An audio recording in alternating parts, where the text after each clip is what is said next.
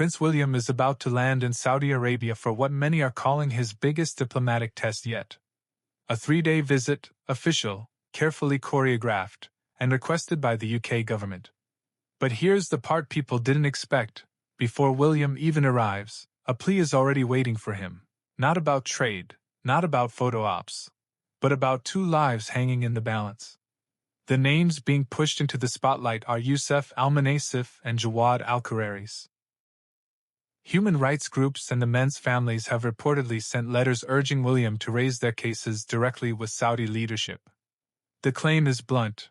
Both were allegedly linked to offenses connected to events that happened when they were under 18, yet they now face the risk of capital punishment. And the letters don't just talk law, they talk dreams, childhood, normal life, the kind of details designed to make ignoring it feel impossible. Now here's where it gets complicated fast. William isn't going to Saudi as a campaigner.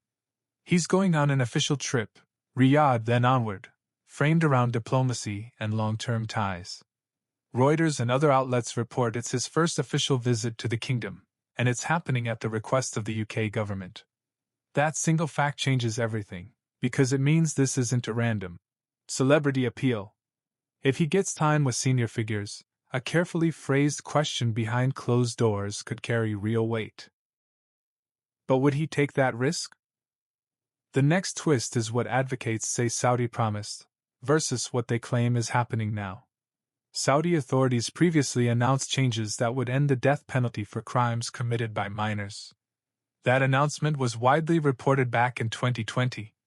But multiple rights groups argue the key decree has never been published publicly, and they say prosecutors can still pursue capital punishment under certain categories of offenses. A loophole that keeps the danger alive. It's one of those issues where the headline sounds reassuring, until you look at the fine print. And international warnings haven't exactly been subtle.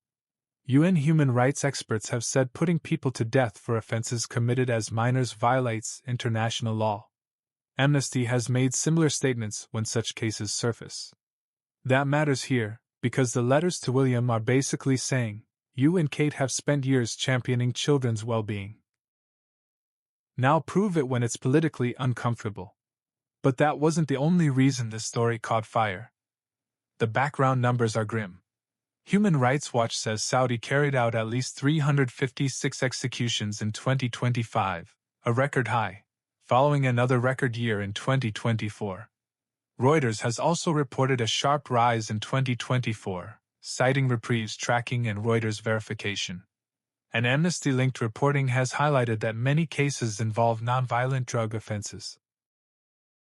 A detail that fuels outrage because it clashes with the kingdom's previous reform messaging. When a country is under that kind of scrutiny, any single high-profile case can become the symbol for everything people fear.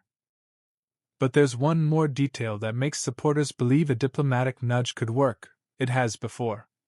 UK parliamentary records show ministers were asked about cases like Ali Al-Nimr, Dawood Al-Marun, and Abdullah Al-Zahir, all arrested as juveniles, and Amnesty welcomed steps toward review back in 2020.